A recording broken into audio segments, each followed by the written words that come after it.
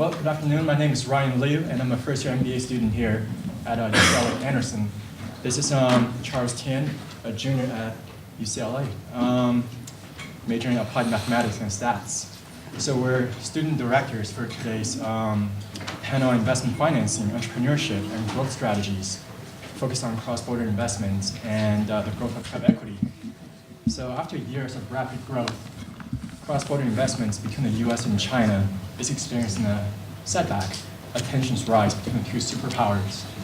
The impacts are reverberating into the capital markets, with cross-border investment flow and deal-making looking vulnerable, in part due to the US enhanced investment review process, CFIUS, as well as China's own investment regime. Our panelists will provide insights on the current cross-border investment landscape and the future outlook of VC, private equity, M&A space, as well as discuss new investment strategies and partnerships. We're delighted to welcome the following speakers to this panel. All right, we have Cheng, attorney and chair of the corporate practice and co-chair of the Asia practice at Maschoff, Brennan.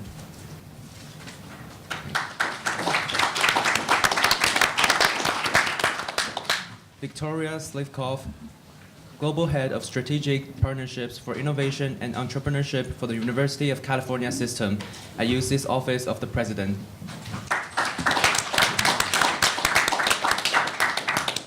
And Alex Zheng, Senior Vice President and Team Manager of Commercial and International Banking at Cathay Bank. This panel will be moderated by Thomas Lowe, Executive Vice President and Director of Commercial and International Banking at Cathay Bank, a sponsor of today's conference.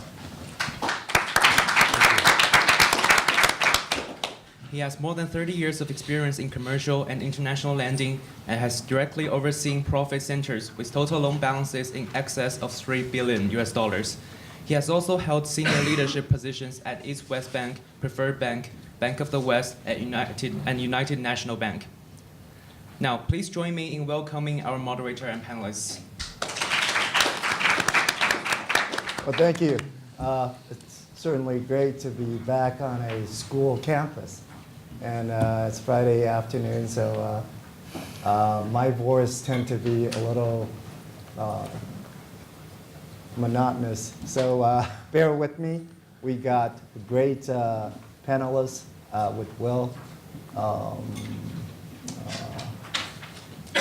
with a wealth of experience and knowledge in the areas that we're going to be discussing today. I'm really happy to be here, and we had a lot of discussions yesterday, and we're happy to have you here, and we're happy to be here. So what I would like to do first is to take a deep dive and introducing each one of our panelists, and then follow that, I'm going to ask them to kind of give us their overview as to the topics that we're discussing today. Okay?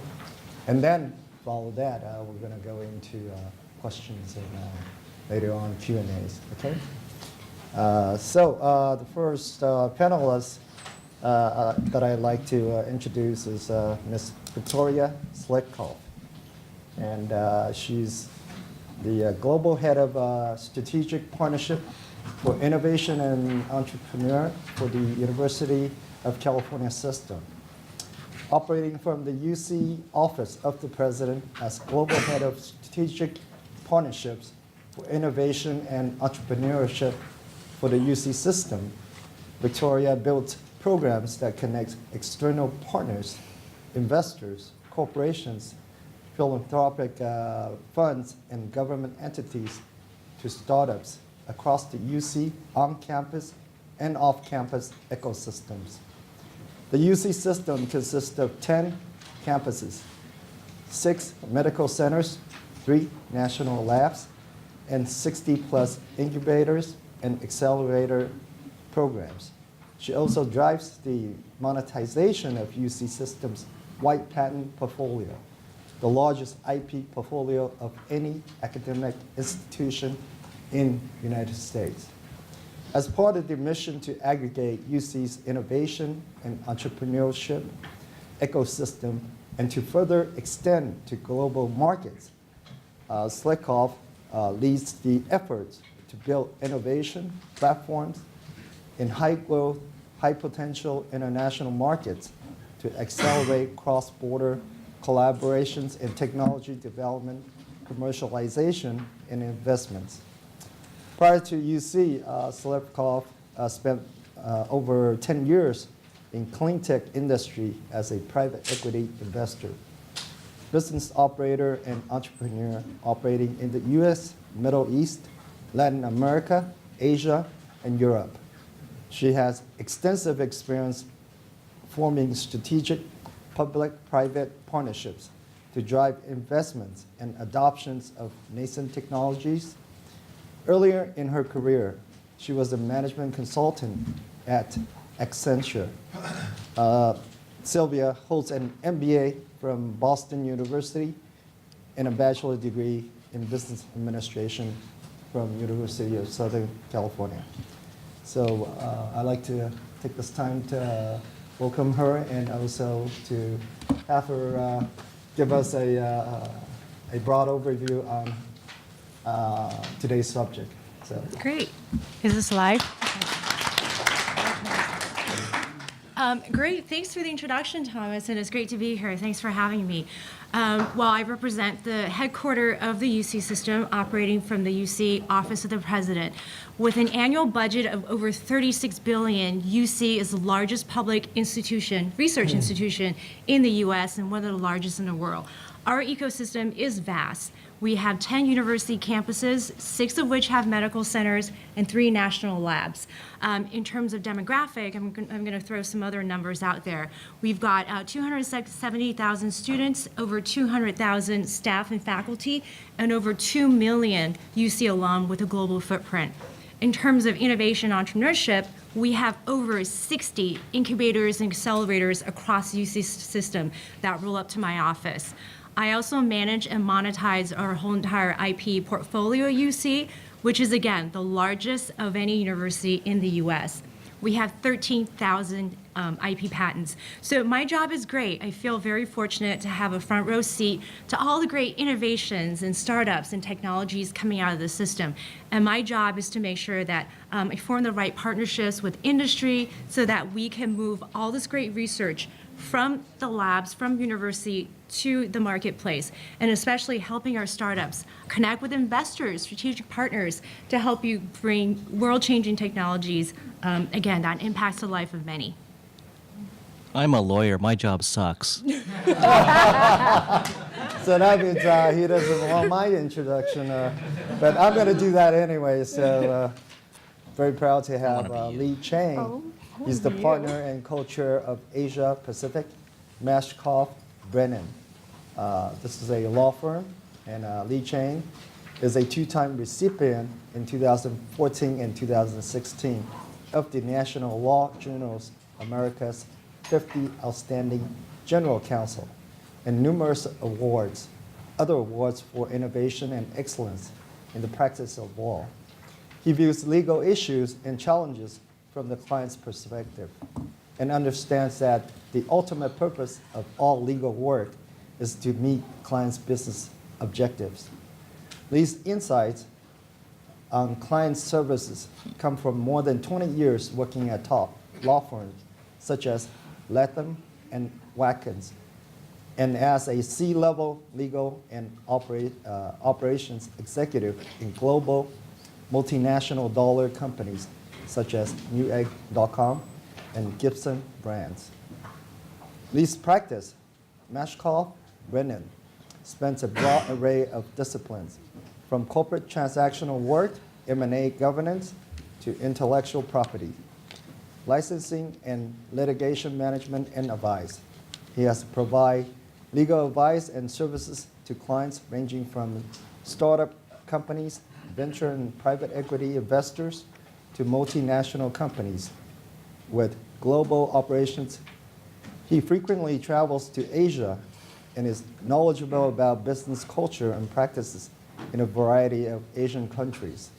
Lee has delivered uniquely positive outcomes for clients in both commercial and intellectual property litigations matters and is regarded as a national expert on defending companies against frivolous patent assertions and other types of extortionary litigation. It's really interesting. Cheng presently serves on the board of industry leaders of the Consumer Technology Association, also known as CTA, the largest technology-focused trade association in the world and operator of the Consumer Electronics Show, and is a member of the board of trustee of the CTA Foundation and the Asian American League Foundation. Cheng received his JD from UC Berkeley and AB magna cum laude from Harvard University. So thank you very much, Thomas. Thank you. Thank you for the kind introduction, Thomas. And is it 4 o'clock yet? So, and thank you also to Ryan and Charles and your colleagues and to UCLA for having me. It's a real honor to be on a panel with such distinguished, company. I've had as Thomas shared briefly, I've had a very varied career in private practice as well as in corporate America. I've cycled in and out, but I keep finding my professional life as with my personal life always turning towards the Pacific. By way of background, personal background, I was born in San Francisco, but I spent 5 years of my early childhood in Taiwan. And so then I came back to America, but I've been going back to Taiwan, China, and to Asia frequently. I usually go probably at least 4 to 6, sometimes as much as 10 times a year. So my parents are originally from China. So what's interesting, I was telling Thomas over dinner yesterday, what's interesting is when I'm in Taiwan, when I speak Mandarin, they can immediately tell I'm not from Taiwan. And then when I'm in China and I speak Mandarin, they can immediately tell that I am not from China. And then there are some people in America who don't think I'm American either, so, what am I going to do? So, as far as work's concerned, right, just, very likely because of my background, I've just been tracking, following, and doing deals and doing work and talking to people who are in China and from China constantly. My wife is actually from China as well. In terms of the topic of today's discussion, it's very much colored by my legal background. I am a lawyer by training. I'm currently back in private practice. I think it's very, very clear. Anybody who reads the news knows that the rules are changing and the dust hasn't settled down. It's not business as usual right now, and it's not going to be for some time. I think from just based upon my own read of current events and also my own understanding and read of history of Chinese-American relations, of geopolitics. I don't think we're ever going to go back to business as usual. The opportunities for cross-border trade, trans-Pacific cross-border trade remain tremendous, but candidly, I just don't think it's ever going to be as much as previously that we've experienced. We're not going to see the level of explosive growth and opportunities, unbounded opportunities that we've seen, partially because China is now a much more mature market, but also just frankly because it's been recognized and identified as America's premier, cultural, economic, and also military rival. And there are consequences to that. It doesn't mean that there won't be a lot of cross-border trade and opportunities, but I think there are going to be, there's going to be a need for a lot of thinking around the right types of partnerships to seek and to form new structures, deal structures, new processes have to be developed for the partnerships that will drive cross-border trade moving forward, even after the dust settles. I mean, one thing I think we can all be fairly confident of is there will be a trade deal. There will not be a trade war. There's too much to lose on both sides. We've seen the broad outlines of what it looks like. Until that happens, and for some period afterwards, so there's just a tremendous amount of uncertainty. So earlier you mentioned that there's most likely going to be an agreement coming soon. Do you see that as being a short, medium term, and then we're going to have differences again, and then we're going to have to come back, both countries needs to go back to the table and renegotiate again? There's going to be a lot of negotiation around the finer points and the details, but I think it's very, very clear. We already know that, first of all, there's going to be a deal. When it's going to be signed, I think to some extent will be driven. My gut sense is it'll be driven by United States politics, right? I think President Trump needs to maintain the strength of the economy, and there's going to be some level of pickup once the deal is going to get signed, some level of confidence. And my sense is that he's going to delay the signing of the deal as long as possible. But the parameters are out there. They've been published. Somewhere between $200 to $300 billion a year of incremental purchases from Chinese companies of American product. What products they're negotiating in right now? I mean, my gut sense is China would want to buy more commodities, would want to preserve the right to continue to develop and grow critical industries. But some of those details will be worked out between now and the time the deal is signed. But there's going to be a deal, and some people were predicting as early as first half of the year. I would bet that the president will delay it as long as he can, so that he can get the pickup to increase his odds of re-election. So I just asked Lee, so I'm going to ask Cheng. Okay, so That's me too. that's right. Oh, Alex. So sorry. you have traveled often and extensively to Asia and are knowledgeable about the business culture and practices in a variety of Asian countries. What do you think are the biggest challenges facing U.S.-based startups hoping to penetrate into the Chinese market? Mainland Chinese market? Yes. Or the renegade province Chinese? The mainland. So it's really just a lack of capital, I think, unrealistic expectations. The company I was at before I joined my current firm, Maschoff Brennan, I was the chief operating officer for Gibson brands, Gibson guitars. And we had operations in China, and we just stuck to manufacturing in China. And because of the type of product we made, we did well. The Chinese factories turn out a sub-brand of Gibson called Epiphone, which is exactly the same as the Gibson branded guitars, except they cost about a third as much. So they sold very, very well.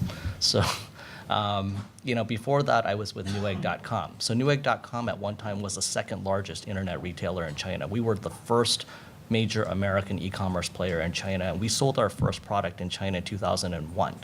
And we could have been JD, we could have been one of the players in China, except $300 million of investments in, we realized that we would never be allowed to win.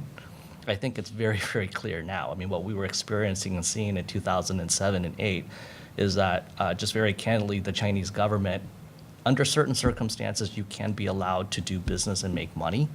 But if they identify a sector as critical, there will be a national champion. And if you're intelligent, you would very quickly try to localize management and even localize ownership, right? The biggest beneficiary of cross-border, I think, investment that I can think of to date is a company that stumbled upon a strategy that some people tried to execute recently, which is Yahoo.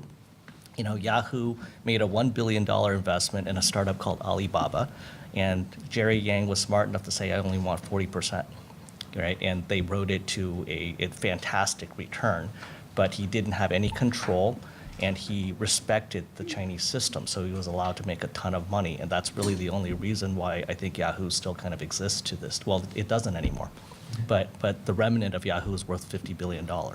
So that was the model to follow. You can make money. Amazon's about to pull out. So Amazon just, they dumped but billions of dollars into China, and they couldn't make a go of it. So, and that's the biggest. I think people have to go in with realistic expectations. They have to understand that they're going to have to, if they get big, turn over control, and they can make money. And if their goal is just to make money and find good partners to tackle the global market, it's a great, great opportunity. So when you're talking about partners, are they private or are they state-owned or government-related or supported type of partnerships? It depends on what you're trying to do, but it really depends. Yeah, trustworthy partners. Trustworthy. Yeah. Okay. That's why we have you, right? Right. Okay, so next question, Victoria. This is yours. I'm sure this is going to be exciting for you. Given your extensive experience in forming strategic public-private partnerships, to drive investments and adoptions of nascent technologies. What are the biggest difficulties you've encountered when fostering a dynamic startup ecosystem and helping entrepreneurs scale? Great. So I would use UC as an example because this is a very vast ecosystem that I'm trying to aggregate. So I would say fragmentation at UC and a lot of the spaces we're looking at. A lot of great innovations happening on different campuses and even amongst different programs at campuses. So we have all these great resources and interesting things happening, but it's very hard for us to do business with industry.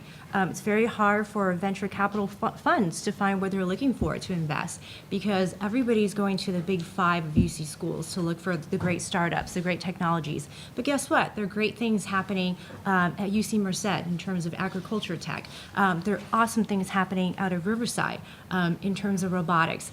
So I think fragmentation is one of the problems. And also informing these partnerships, I think it's having the continuous dialogue and bridging, when you're talking about cross-border, cross-Atlantic partnerships, is talking about cultural differences. The speed of which business gets done in China, from my personal experience, is so much faster than how things are done here. And also, I think there's a culture of let's just break things and figure things out, and let's push out a V1 and then continuously innovate and try to push out different iterations, where we tend to be very process-driven here.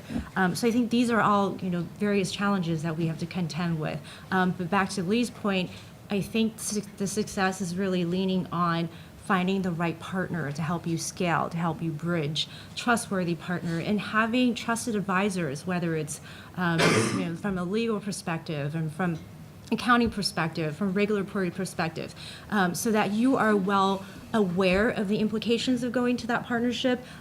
You can adequately protect your channels, your IP assets, so that you do create a win-win situation with your partner and entering a vast market such as China.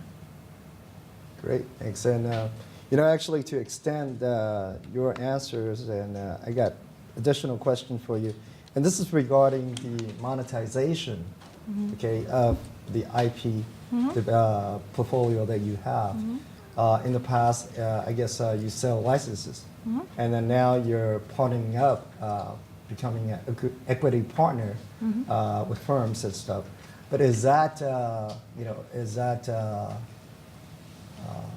in a larger? I mean, do you think that there's a lot more potential other than these two avenues? Yeah, so let me just give where we are with IP licensing. So IP, whenever we sell a license, a transaction happens, and UC gets financial compensation, usually a combination of royalty payment in cash as well as equity position in that startup that's licensing UC technology. So this allows us to have a seat at the table. Imagine that company is Lime. Imagine that company is Airbnb, or imagine that company is Zoom, which is about to go IPO with a tremendous valuation. Traditionally, we have not been actively monetizing our IP participation rights, and the definition of that is our right to participate in the financing round when that startup is raising a round of money. So imagine this is a very competitive company, like a Lime or like an Airbnb and like a Zoom. So many investors are trying to put down a check and participate in that round. This IP participation right gives us the right to write down a check so that we can be part of the investor consortium. So now I'm looking at how to actively, and in prior years, we've been reassigning these rights to an outside venture firm to help us monetize. And because of share economics, we have not been generating enough revenue as we should. So right now I'm looking at a strategic initiative as how do we monetize these IP participation rights internally, in-house, so that we can actively form relationships with VCs and actively put these deals out in front of VCs and actively help to create the next Lime or Zoom or Airbnb, all these great companies out of the UC system. So that to me is tremendous because as a public research institution, 8% of our funding comes from California state legislature. And let's think about long-term sustainability of the UC system. Let's start generating some returns and let's actively monetize all the great assets we have, including IP participation rights. Great. Thank you. Well, this next question goes to my colleague. So, Alex, you have obviously extensive experience in commercial and industrial lending, both in the U.S. and with the Chinese investors. Do you see any commonalities and or trends? And second question is that over the last 5 years, in the past 12 months, have there been any noticeable changes in your client base? Okay, I've been reporting to Thomas for 8 years already. I think he knows me very well, so he forgot to introduce me. My name is Alex. Well, actually, whoever did it said it all, so I thought, well, we're just going to move on. Fortunately, I'm now a lawyer, so I'm He a won't sue risk me. taker. I'm a lender, I'm a risk taker. So if you have an account with Cathay Bank, probably some of the money I lend out to someone. So be nice to me, okay? Otherwise, it's risk. So I've been a commercial lender for 15 years over here. First I start with East West Bank. Obviously, last September I moved to Cathay. It's for better experiences for the lending areas.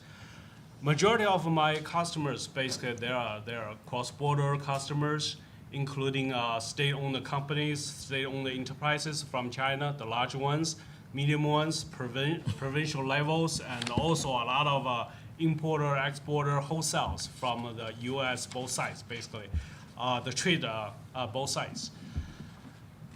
When you look at it for the last 5 years or last 12 months, whatever, I think the keynote speakers today, it's already covered everything, majority of them.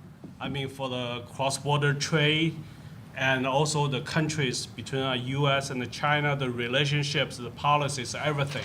I think one of the things probably I add a little bit is sometimes timing does play something. The timing. For instance, like in the U.S., the presidency election years, China always will be on the top of the list. It's enemy list or competition list. And probably during the presidency terms, so China will be a good partner. We can coordinate. We do trades. We do a lot of business together. And for midterm elections, China again become, hey, China, they took all the jobs from the U.S., the blue collar states, all the jobs because of China. So sometimes it's different on the timings. And probably towards the end of the presidency, so China become a good friends again. The reason why is because after the presidency, there will be more business opportunities to do with the business Chinese people to give lectures in China for the pay, I guess. Cynical. So that's why timing is also the things. For last 5 years, what we look at is, because I'm a CNI lender, so basically the growth rate for CNI loan outstandings from 2015, 2017, it's towards declining. And for 2018, the growth rate of CNI outstandings it's about 4.5%, much larger than 2017. I guess probably everyone here is know the reason why it's 2018. There's a trade war, tariffs between China and the United States. Basically, they're 10%, they're 25%. So for all the importers in the U.S., for the exporters in China, what they try to do is they try to, before the cutoff date, December 31st, because the other cutoff date, March 1st, they just load everything possible in the container and send the shipment to the U.S. So that's the reason why we have the peak. We have basically the peak importing volumes. So the trade deficit also grows probably the hugest one compared to previous years. That's the reason why, I think. And I'd like to re-ask you this a quick question. So do you? I know in your portfolio, you have U.S. clients as well as clients from China. Okay. So do you see any commonalities, and what do you see in the future? I think because of the potential threat for the tariffs, so I can see my Chinese clients, basically, most of them are manufacturers, they're exporters. So what they're doing is that they're looking for investment opportunity, especially investment opportunities towards Southeast Asia. I guess that's one of the alternatives which they try to avoid the tariffs in the United States. And also for the US importers, because of the products over there, you are, subject to the 25%. What they're looking is that they're looking the other sources for importing of replacement products into the United States. And for instance, like we had several years ago, we had tariffs on the passenger tires. So basically, the tariff was like 40 to 100% on the Chinese tariffs. But does it bring the manufacturer of the tire, the jobs back to the U.S.? I really don't think so, because the jobs were created for Southeast Asia, for South Korea, for Japanese, because their tires become a similar pricing as Chinese imported tires due to the tariff. So that's why basically the job was not there. So the similarities for the U.S., for our borrowers, when the majority of them are importer and wholesalers, what they do is they're looking for other alternative sources to import. It didn't help U.S. to create jobs, but it did from other, I guess, Southeast Asia countries to do that. Okay, so one other question for you. So we all know that probably this agreement is going to come soon, and there are talks, and then there are commitments made by the Chinese government to purchase over $1 trillion in the next 6 years. So that presents a great deal of opportunities for export from United States.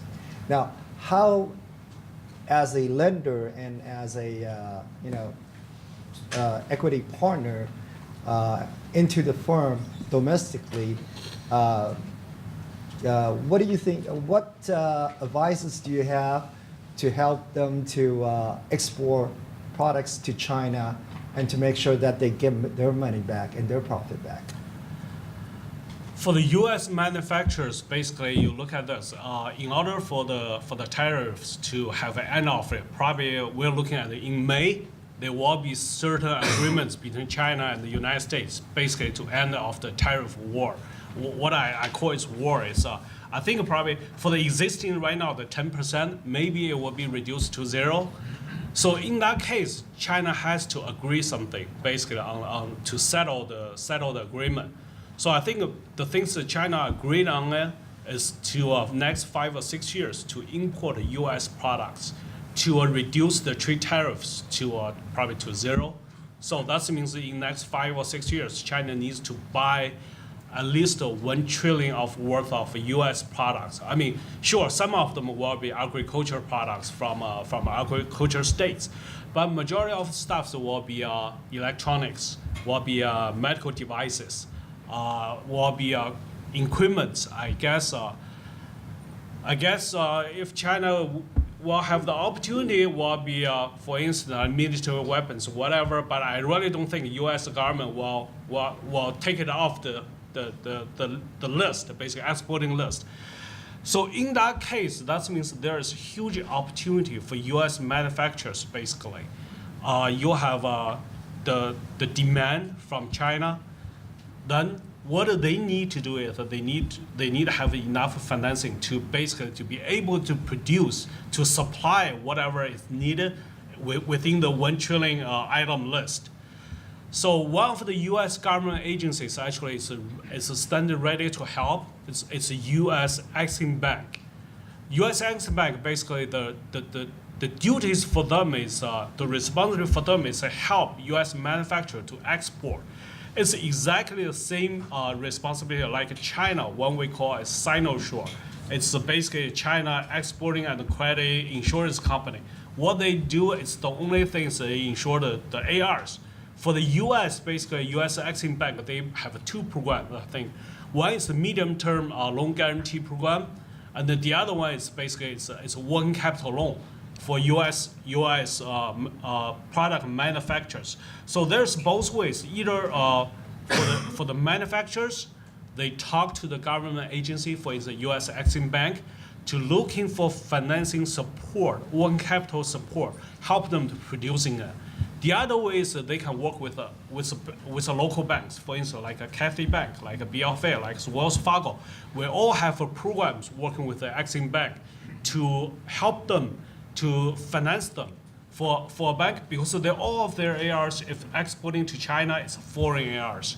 Based on the U.S. Exim Bank's guarantee, as a lender, we feel very comfortable to support a local manufacturer to expand their business operations, to produce whatever the China's next 6 years, $1 trillion worth of products to export. So in that case, basically, it will provide a great benefit to the U.S. economy. So the guarantee from Exim is what, 90%? Yeah, 90% of it. From the U.S. government. So that is definitely something worthwhile to look into, just in case you don't know or you're getting into some sort of venture that you want to export goods, services to China. Okay. All right. Next question I'd like to ask Li. Also, you're Li Liang again. Okay. As China's national champions, such as Alibaba, Tencent, and Baidu, become world-class innovators and patent producers, do you see China's own IPD, or known as intellectual property development, improving due to internal market forces rather than due to political pressure? So I've always viewed it that way. I've always felt that if you look across at history and even recent history, what you see is in developing countries and developing economies, right? Initially, everyone's just trying to make some money. We can go back to how America industrialized, right? So the Industrial Revolution was led by the Europeans, by the English, and America was largely an agrarian, commodity-based economy. This is back 150 years ago, and the English were the ones who developed, for example, the textile industry, right? They developed technology for mills, and America wanted it, so we got it by stealing it, right? So that's just a very common pattern. We basically stole English textile manufacturing technologies, and then we imported Irish mill workers, to operate the mills. So that, and then eventually, as America industrialized, as America started to innovate more and more, we started to acquire and develop a much higher view of protecting intellectual property and enforcing intellectual property rights. Look back now maybe 30 or 40 years, and the same complaints about China were raised about Japan. They were raised about Korea. They were raised about Taiwan. And each one of those countries now, they have fairly robust intellectual property laws, and they respect IP rights, and their companies are very, very strong innovators in their own rights, right? Samsung, out of Taiwan, you've got companies like, TSMC that leads the world in process technologies.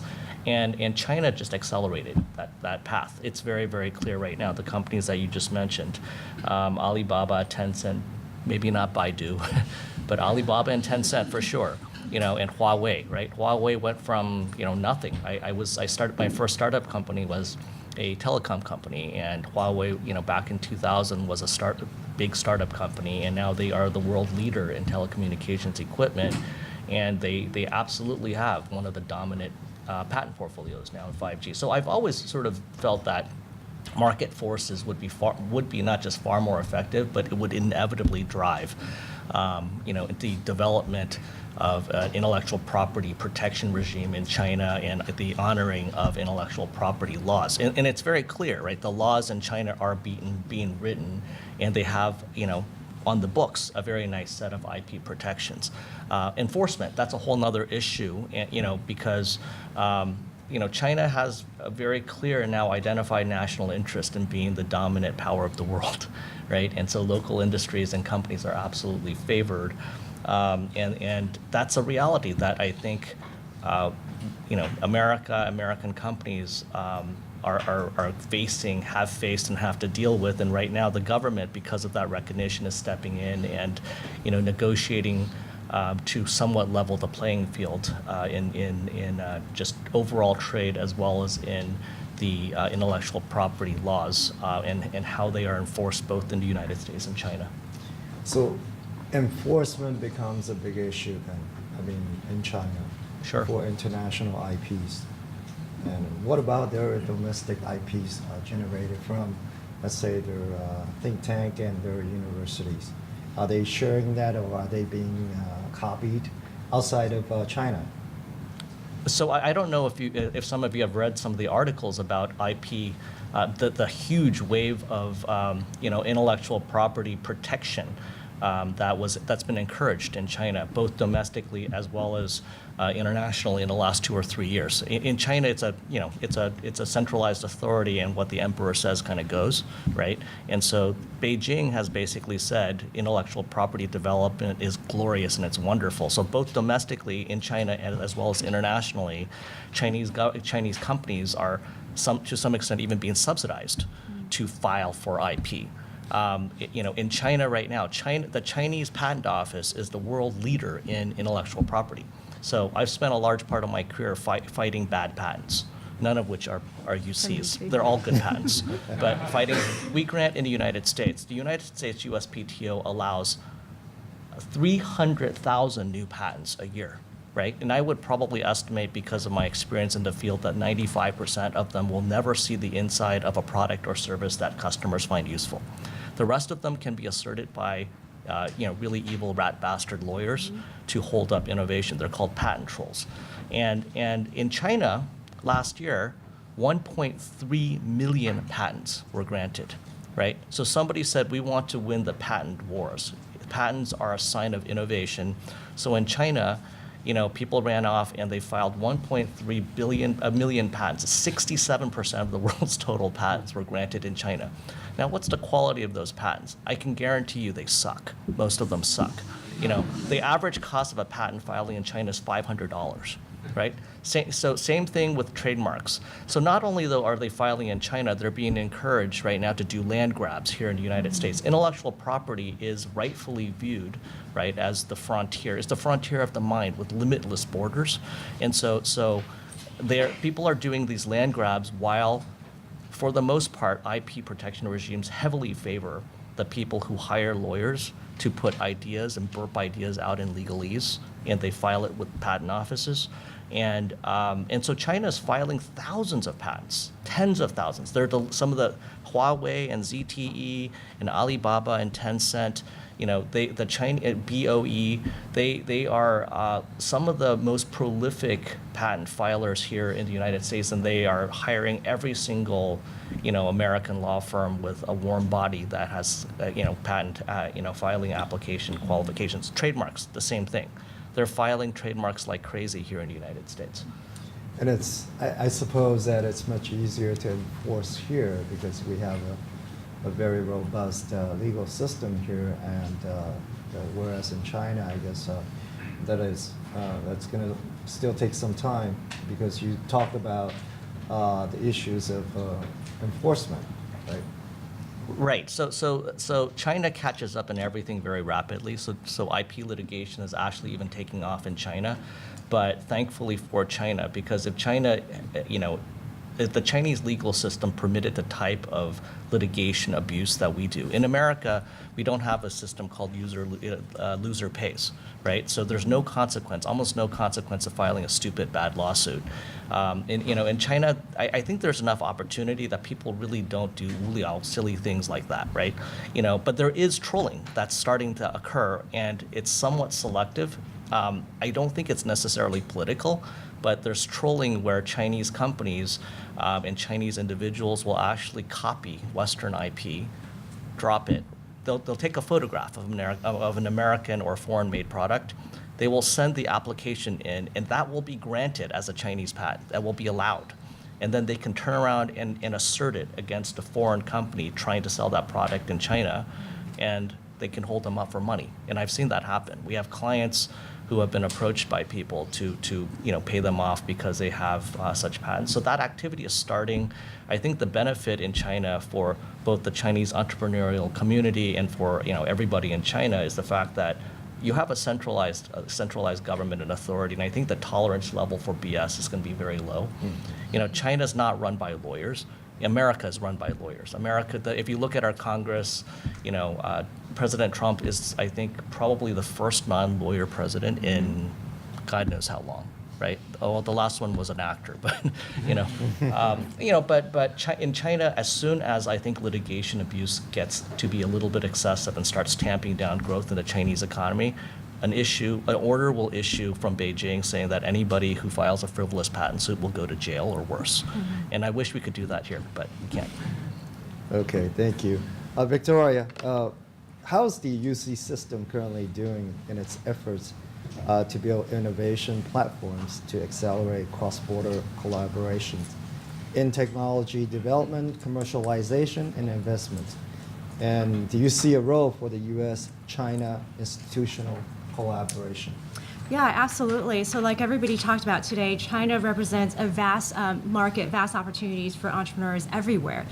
So we can't sit on the sidelines despite the current tension and geopolitical complexities. And us at UC headquarter office of the president, we're actually taking a very proactive approach to help our entrepreneur enter this market. So last year, I established the first UC Innovation and Entrepreneurship office in Beijing.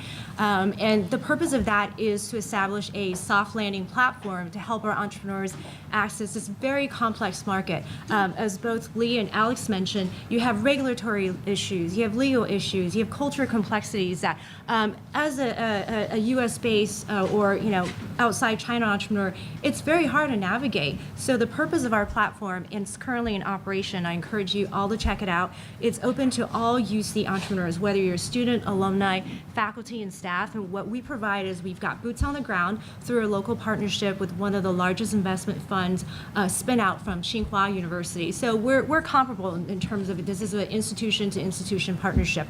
And we have boots on the ground that helps our entrepreneurs connect to potential funders, partners that helps with distribution. What about manufacturing?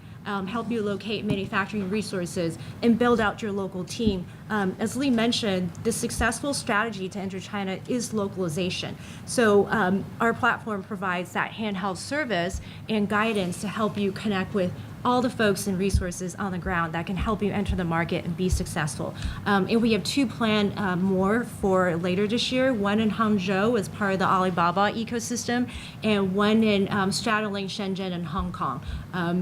So we really want to start putting these strategic sort of homes down to help our entrepreneurs enter that market. And also concurrently helping UC entrepreneurs based in China, since that is the largest congregation of UC alumni outside of the US, bring their great innovation technology to the Silicon Valley. Because what I've noticed that now I'm so impressed by homegrown technology out of China.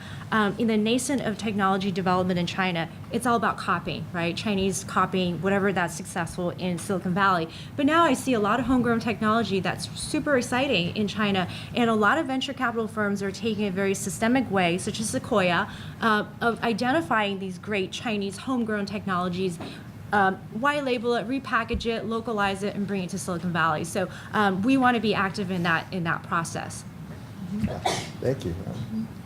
I mean, consumer products and innovation in China is awesome. Right. I mean, they have so many more, there's so many more people there. When you go to any of the big cities, just walk around in some of the malls, the variety, the frequency of change, it beggars the imagination. It's so much more than we have here right now. Yeah, pretty amazing. Okay, so one last question, and this is an easy one for Alex. So EB5, well, because I wanted to open it up to all of you so that you get a chance to ask additional questions to the panelists. It says that the roles, what roles does EB5 continue to play and contribute to the growth of Chinese investment in the U.S.? And how do you see this evolving? EB5. Okay, EB5 basically is an employment-based immigration program, I guess. I think last 2 years, if you look at the EB5, they provide over 6% of whatever job growth we have in last 24 months, which is 350,000 of jobs added by EB5. So the EB5, the money pour in from China to the United States, basically for family to gain the green cards. I guess the reason behind it is, majority reasons behind the EB5 program for the Chinese investors to do it is, I guess, asset safety. They try to have some of the assets in the United States. Once they immigrate here, they buy houses. The other one, I think, it's children's education. U.S. education system is the best in all over the world. So basically, that's one of the reasons they are taking EB5 program, put their kids through U.S. education system. So actually, Chinese immigrants was starting to focus on, starting to take the EB5. I think it's pretty around like 2007, 2008. So from there, it's like in 2015, I think it reached the top. It's like 90% out of 10,000 EB5 visas were granted to Chinese investors. But from 2015, basically because too many people were applying it, like my classmates in China, in Beijing, they sell one apartment. So it's a whole family can immigrate to US. So many people can afford it. They started doing it. There are too much applications. I heard it's from I think in 2018, the waiting the line will be 15 years. So That's when EB6 is launched. So I'm just going to cut this one short because, what I actually was trying to have them tell all of you is that EB5 actually is Dead. pretty much Yeah. gone. It's dead. Because So much you know fraud. what? Right. China does not allow outflows of funds. That too. What, for yeah, for a couple of $50,000 yeah. So limit a year. So it's pretty hard, yeah. So and then the minimum is $1 million, unless if you're in a regional center, that's 500,000, Yeah. and that's all gone. Okay, so what he was talking about, the 15 years wait, those were the guys or the families who Already applied applied. earlier. Okay, 3-5 years ago, So, anyways, with that, I'm going to open up to the students. Thank you, panelists, for sharing with us today. So my question is, given the tensions between China and U.S. Right now, do you see any particular industry that will have a stronger or weaker growth in terms of M&A or cross-border investment? Here in the U.S. or in China? Either way. Either way. So stronger or weaker investment opportunities here in the States or in China with the trade talks or trade war has evolved. I will guarantee you that defense, aerospace, and encryption will be weaker. Okay. Go ahead. Follow up weaker in the United States or in China? It's basically, the M&A activity, candidly, cross-border, I think the long-term trend is down. The long-term trend is down because China's pulling capital back to China. I think the recognition of the rivalry between the U.S. and China is going to cause both sides. China's going to keep more capital there. I think the long-term trend line is that China is going to try to not be as dependent on the American export market, right? And the good news for China is that the rest of the world, especially if you look at Africa, sub-Saharan, there are so many opportunities all over the place. The name of the game is not U.S. and China only. The name of the game is global, right? So China's pulling back. America, we've never really been able to buy a huge number of assets in China to begin with, and so I think cross-border, the long-term trend line, it may recover a little bit relative to what the environment we have now, but the long-term trend line is I think there's going to be more, opportunities outside of the two markets in terms of the two parties, right? That doesn't mean that there aren't tremendous opportunities in China still for American companies and businesses to make a lot of money, and I think there are going to be even better opportunities to develop partnerships with Chinese companies to address growing global markets. They're in markets that we're not even thinking about yet because we're kind of lazy. And I would piggyback on that and say this is a One Belt, One Road initiative is for Oh, yeah. China to bring, Yeah. to build Yeah. influence around the world and sort of create that power dynamics around the U.S. so that as we're dealing with China, we got to think about we're not just dealing with China, but all their allies as well that they have seeded, including Sub-Saharan Africa. Now they're in Italy, they're in Southeast Asia. So China's really growing their influence outside the parameters of the U.S. The other thing is I think the number talks. So basically, the foreign direct investments from China into the U.S. in 2018, it's over 4.8 billion, but 2017 it's 29 billion. 2016 it's 40 towards 50 billion. So you see the FDI investments basically from China, it's dramatically dropped in 2018. The reason why is probably China safe, U.S. suffer, or basically tightening its policies. So you're looking at, it's pretty harsh for investors right now to invest in both countries crossways. So It's like CFIUS review right now, right? CFIUS review for certain technologies right now is going down to like $5 million, right? Yeah. I practiced for 20 years, more than 20 years, and I never saw a CFIUS review of anything. And suddenly there are CFIUS reviews of venture capital financings, and that slows all the deals down. And then, really at the end of the day, there are certain sectors. The American government has blocked hotel deals, right? Because there's a recognition. The American government just is forcing, as we speak right now, is forcing a rescission of an M&A deal done 2 or 3 years ago of Grindr. I don't know if you guys saw that. Yeah. When that deal happened, I was already thinking, I'm surprised they let this deal go forward because of the data issues, right? And so even if China wanted to buy into America, they're not being allowed, right? So I can't see that trend reversing as long as you have an American president and American president, certainly at the executive level, that's concerned about the rivalry issues. in 2015, 2016, you can see Chinese investor basically buy. They buy everything. 2018, it's a sell. So basically, Hainan Airline, they sell their properties in New York.